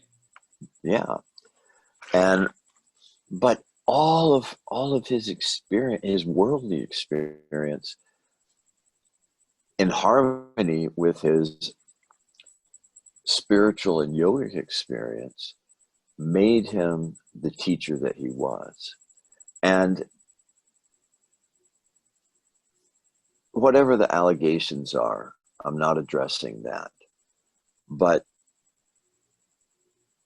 I mean, I know very, very few people, if any, who ever sat in one of his lectures or had a personal face-to-face meeting with him who were not just stunned, just their world totally rocked by his presence and by meeting with him. Right. He just had that vibration that, he used to tell us, because in New Mexico, if those of you who've been there, he had the ranch, and in the ranch house is where he would sit, and people would have appointments with him and go and see him and that kind of thing. And he said, as soon as you walk in the door of the ranch and I feel your aura, I've already taken care of your problem. Whatever it is, it's resolved. I just want to talk to you a little while to make sure you're okay. So, and I mean, I can verify that I had that experience with him, and I've talked to others who did as well. So his presence was very deeply penetrating, and it was like penetrating into the psyche to elevate the consciousness. And it's a profound experience. My experience is mostly long distance. When I moved into Guru Ram Das ashram, our training in those days, teacher training, was move in, serve everybody, pay your rent, do sadhana every day, teach one class a week, and write Yogi Bhajan once a month. So that's where our relationship started. And he was very busy. I didn't always get one letter back for each letter, but every letter was very gracious. And, he awakened before internet, before cell phones. He awakened in me a kind of sensitivity. So I would feel when there was a letter of his in the mailbox. I would feel it about the day before that it was coming. And so his projection indeed was immense. He drove by my house. I mean, literally, when I was 15, he drove on the highway. It must have been because he drove from Toronto to Ottawa. And, that was a few miles away. I think I felt that, and I wanted to leave home. I was 16. I left. His projection indeed was immense, and it hasn't ended, because people would say, "Well, what are we going to do, Yogi Ji, when you die?" And he said, "Don't worry, I'll just be faster." And even Gurutej and I were having an exchange. He sent me some emails and they disappeared. And I said, "It's Yogi Ji at work." Because I know he works in electronics. He's good with that. I mean, seriously. Weird stuff happens, and you can call it a gremlin, but if it's for the best. In my computer, very often I'll say, "Yeah, thank you, Yogi Ji. I know you're here." Well, he did a lot of his counseling and work on the phone. And he said he always liked that because talking on the phone, helped him to feel the vibration of the person he was talking to, and made it easier for him to send energy to them. So he liked talking on the phone, and he was on the phone. I mean, like I said, he only slept 2 to 3 hours a day. I mean, normally he would, because he would be up until around 2:30, and then every day he would at 2:30 he would go in and do his sadhana. And his sadhana was, in those days, he would read the entire Sundar Gutka from start to finish. And he read it in Urdu. The Sundar Gutka was written in Urdu, not in Gurmukhi. And he um, he would do that. Then he would sleep a couple of hours, um, and then get on with the, get up, have his bath or his shower, start making phone calls. I mean, start making phone calls, or start seeing people. I mean, it was continuous. And in New Mexico, those of you who've been to the ranch, you know that he had his dome there, and that was where he slept and where he stayed. He would usually come out of the dome somewhere between 10 and 11 in the morning. He'd go into the ranch house and start receiving people, because normally he didn't receive people in the dome, but he would receive them in the ranch house. So people would have appointments, or he'd want to talk to somebody, then it was done in the ranch house. And that would go on until 2 in the morning. I mean, there were times when he'd like to go to movies, or we would go out to eat or something like that. But all of that time, I mean, he would be sitting there talking with people, one after the other, with all kinds of crazy stories. I mean, it was just really amazing. Some of the things some of the problems people were dealing with, or that he helped people to deal with. And then he would anonymize them so nobody's embarrassed. Right. Yogi, we have kind of parables that we know of Jesus telling, and the Buddha tell these kind of parables. But Yogaji, his stories are mostly psychological studies, and all based mostly on his own experience. They occasionally would talk about Lord Krishna or Moses, but a lot of his lectures he would learn from us, and then take those as learning points and share with us what he observed. He said one reason he went to the movies, two reasons. One, quiet time, nobody's bugging him. And the second is these are great psychological studies to understand, what do we make our movies tells us about ourselves. And so he studied us that way. And then, a lot of that was just food for his teaching, If he didn't, I'm sure he poked and provoked us sometimes just to see what the heck these crazy North Americans or Europeans would do. So he understands us, our trigger points, our limitations, so he can work on us, but also so that he can, if he doesn't understand it, he doesn't know what limitations are, boundaries are, he can't work with us so well. So poke, provoke, observe, elevate. He worked like that a lot, and so much of his stories. And to write a biography, I heard so many stories. Most of them didn't go into the written biography, but if you go to the KRI Library of Teachings, as long as his lectures are still there, you can listen to a lot of them. And some are heart-wrenching, some are inspiring, always instructive. As Gurutej Singh said, Yogi never stopped being instructive. He never told gossip. He told instruction. He called me one day, and he said, "I said a prayer for you today." I said, "Thank you, sir. I'm sure all your prayers are answered." He said, "Well, you don't know what my prayer was." I said, "I think I'm about to find out." He said, "I prayed that when you go out today, you get run over by a bus." He said, "At least then all your bullshit will end and you can start over." And then he hung up.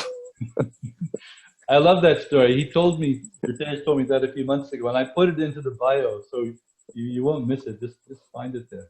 Yeah, he was like that sometimes. Yeah, he was. Yeah, we had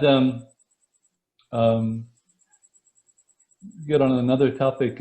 Sources of the mantras that Yogiji gave us. I mean, Kriya is so much I can't say, but if you really want to know, in fact, Bibiji did a book on mantras. I think she covered maybe all, or very close to all of the mantras that Yogiji gave. They're pretty much from Gurbani. They're pretty much from Guru Nanak and Guru Ramdas and Guru Gobind Singh. That's the source. The majority of the mantras are in Gurmukhi, the majority are taken from Sri Guru Granth Sahib, and chosen for specific reasons, and it has to do with the vibrational frequency that those sounds make. There were some Sanskrit mantras that he would teach, like Vayanti, for example, but the majority of them were taken from Gurmukhi, from the Sri Guru Granth Sahib.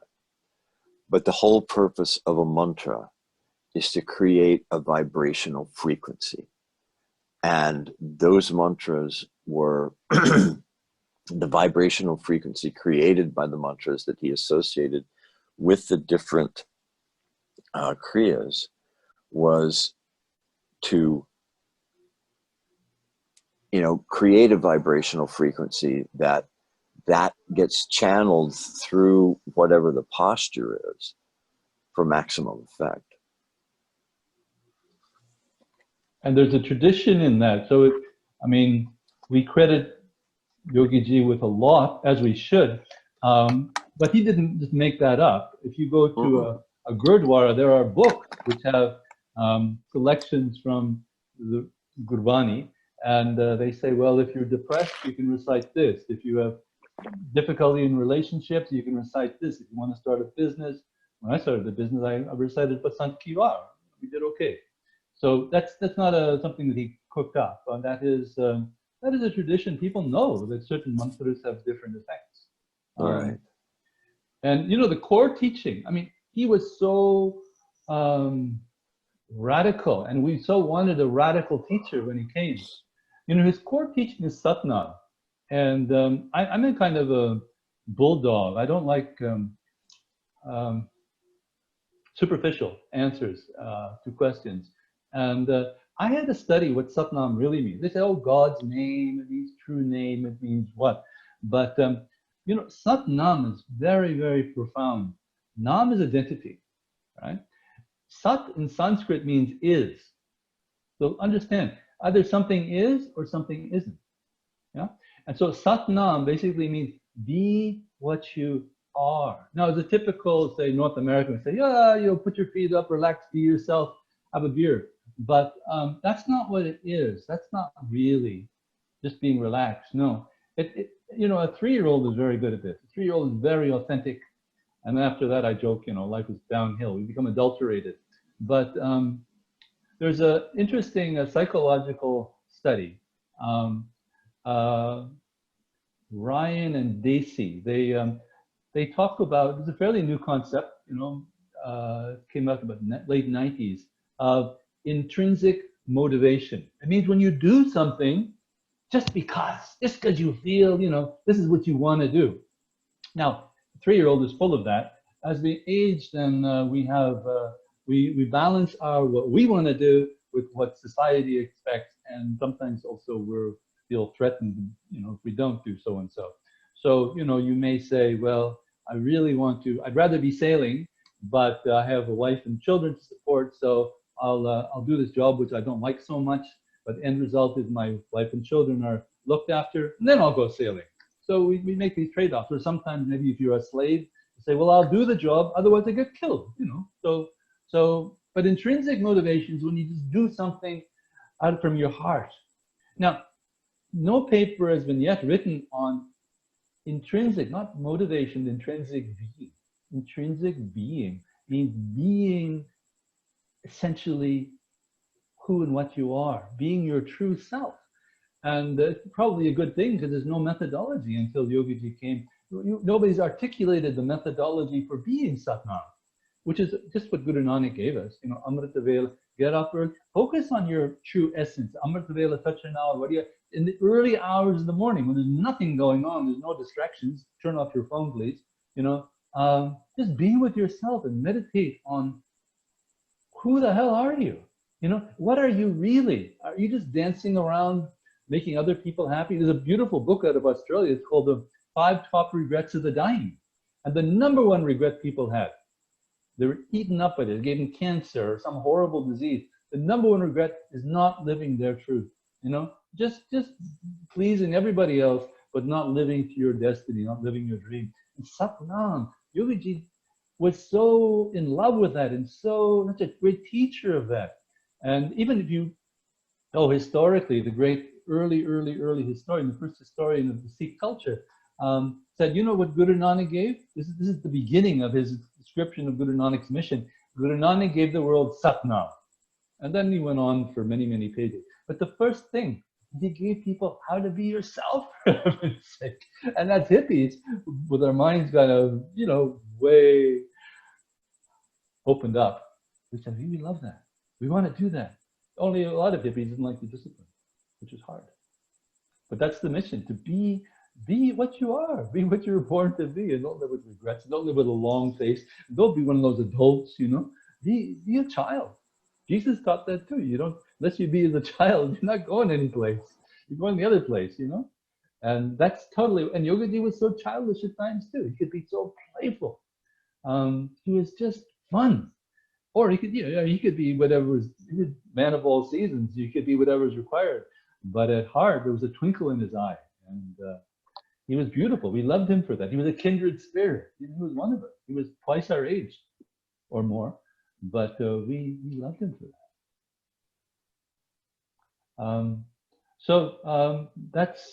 That's the essence of what he taught. And then he gave it, in yoga, and most people are not that really deep reading the Patanjali, but I found something one day that really made a lot of sense. Patanjali said that yoga has 3 pillars.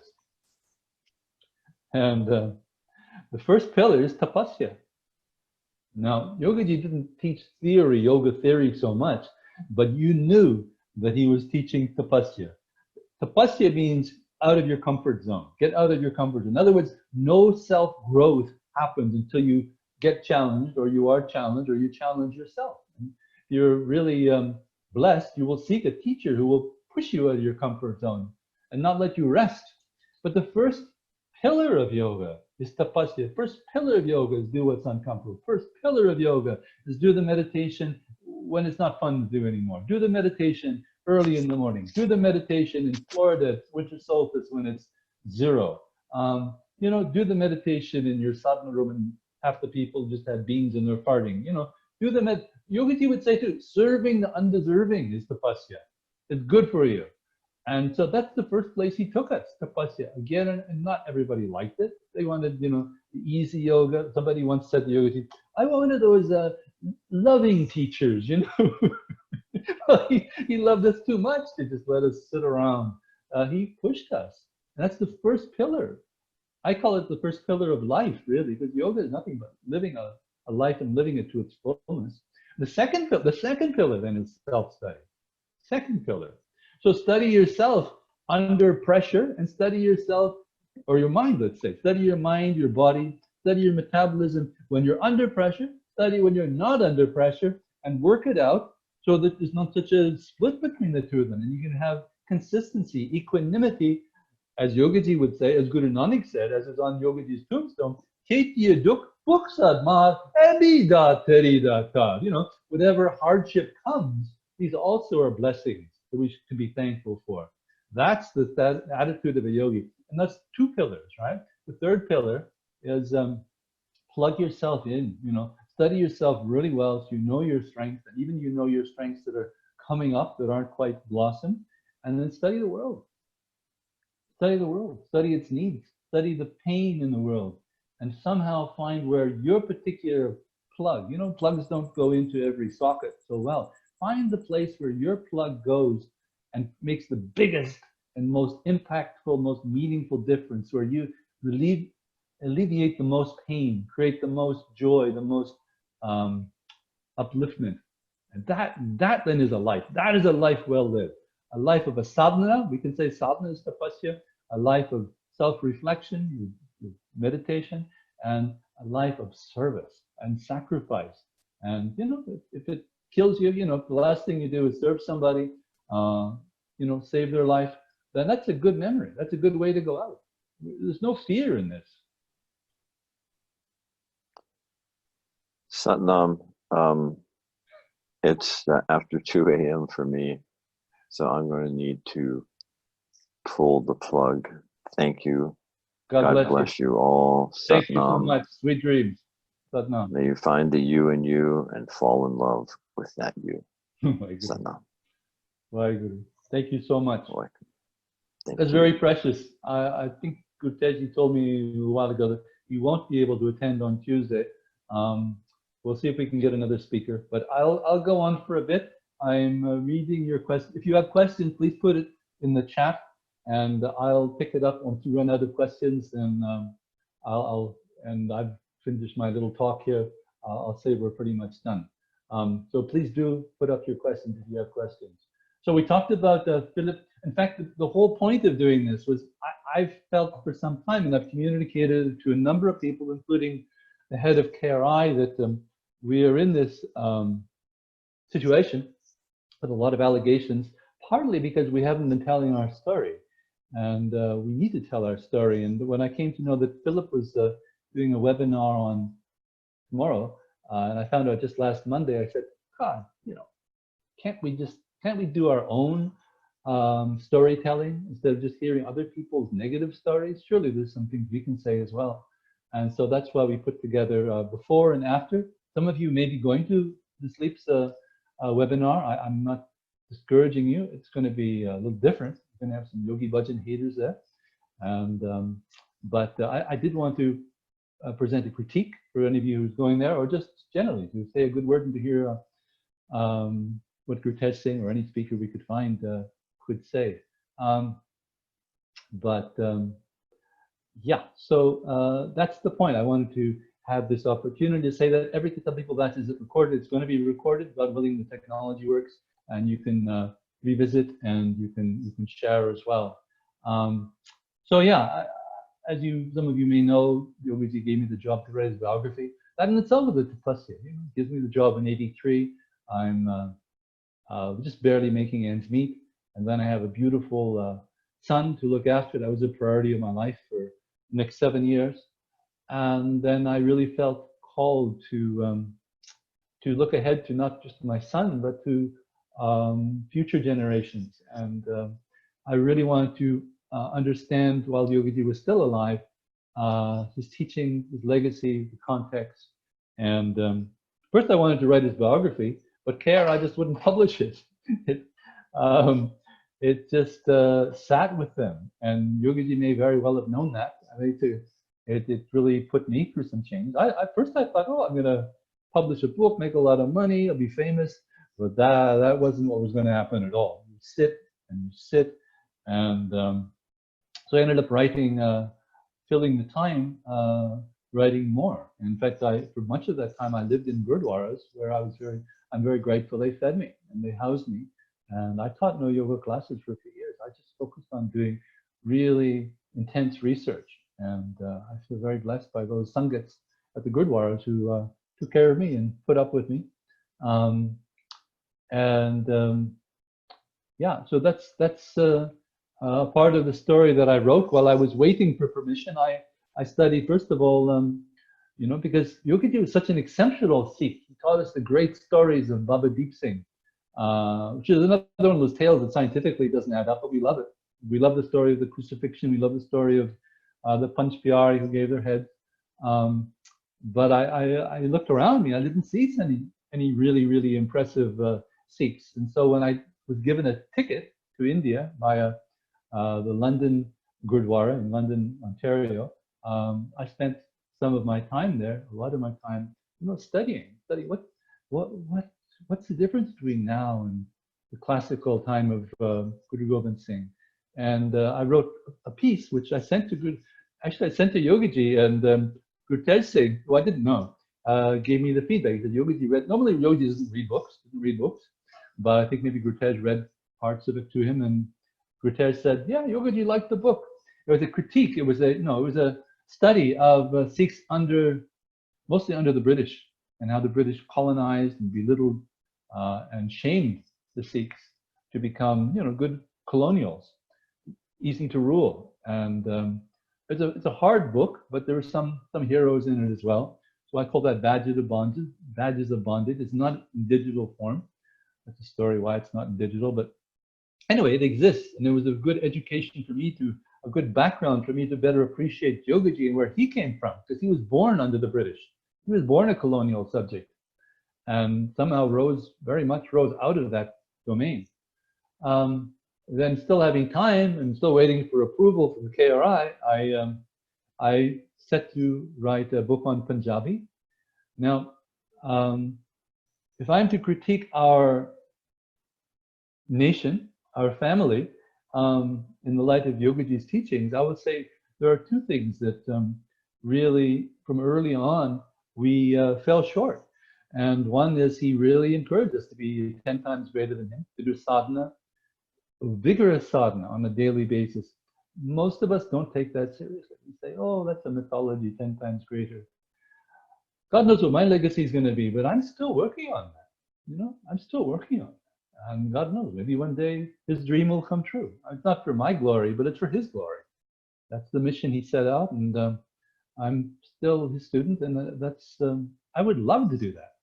What form that takes, God only knows, and certainly not with an inflated ego. That's not going to do the job. But so, for heaven's sake, let's maybe our second or third generation, we can start to seriously do our sadhana and not fail in our sadhana and push our boundaries. You know, the Aquarian sadhana expired, by the way. If anybody's paying attention, 2012. I did a video about it. You can find it on my website or my video channel. I mean, it expired. We're beyond that Aquarian sadhana. It's time for doing, I think, harder stuff. So that's my one critique. The other critique is early on, Yogaji told us, learn Punjabi. It'll help you to understand the mantra, help you to, with your relationship with the Guru Granth Sahib, the Shabad Guru. And you know what? There's also a huge family of people who are very prepared to love you and embrace you and support you if you just talk their language. Now, I know that as Westerners, yeah, I know this really well. My parents are German, right? And I was told I was a superior race. We're racist, you know, and everybody has that in them. Doesn't matter if you're Indian, you know, if you're Chinese. We have cultural prejudices, but he really encouraged us to learn Punjabi. And Bhai Dayal Singh, we spoke of earlier, was really a role model in that. We don't have that many role models in that. So this is the critique I have to give you.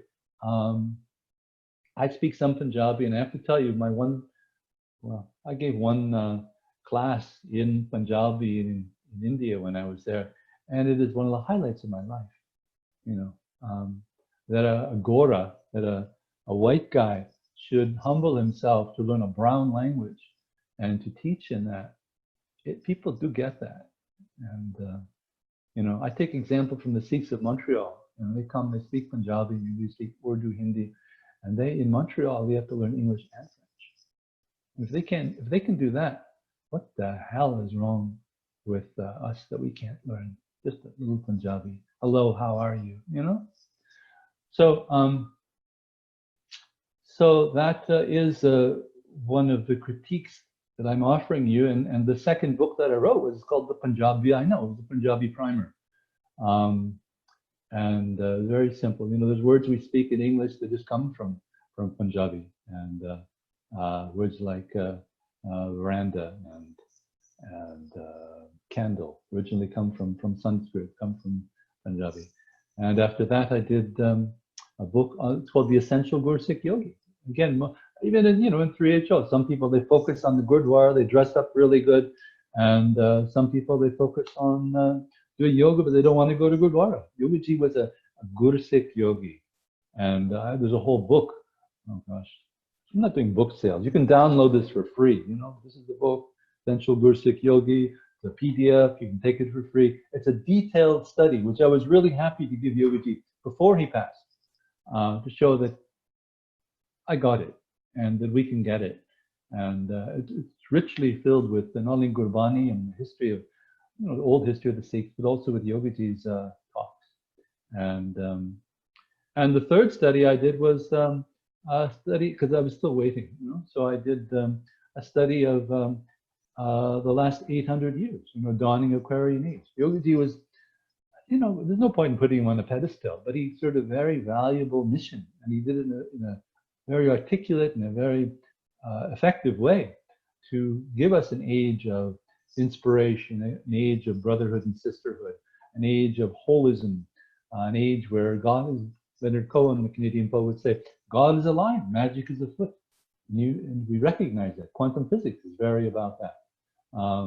Feeling that everything is magical, everything.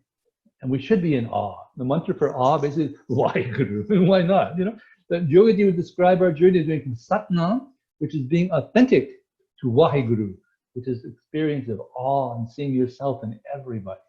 You know, if you can't see God in all, you can't see God at all. And so I wrote this massive book, and you know, whatever KRI did right, they really didn't publicize this. There's no organization in New Mexico that really got a handle on this. Pick it up. It's another PDF. You can download it. Doesn't cost you a penny. You know, I don't mind. I did it for free. I did it for the pleasure. I did it for Yogaji's service. But it's a very, very deep study of how our whole culture has transformed itself. There's a chronology there, about 300 events from the year 1200. You won't believe. You may call me obsessive compulsive. I mean, I just had a lot of time. And there's the anthropology, there's the history of what we do with our hair, there's a history of the body, you know, all the weird things we've done with the body. Our teaching as hippies, I'll admit, you know, since I was 14, I never wanted a haircut. It's made sense because Socrates, Plato, you know, a lot of people I respected kept their hair. I was never a Sikh at that time. But it just makes so much sense. Treat your body as a temple, and guess what? You'll find there's a God inside. Treat your body as a shithouse. Guess what you're going to find inside? You know, so that's an integral part of what Yogaji taught, and what a lot of us knew intuitively before he arrived. We didn't. There's a Crosby, Stills, Nash and Young song, "Almost Cut My Hair."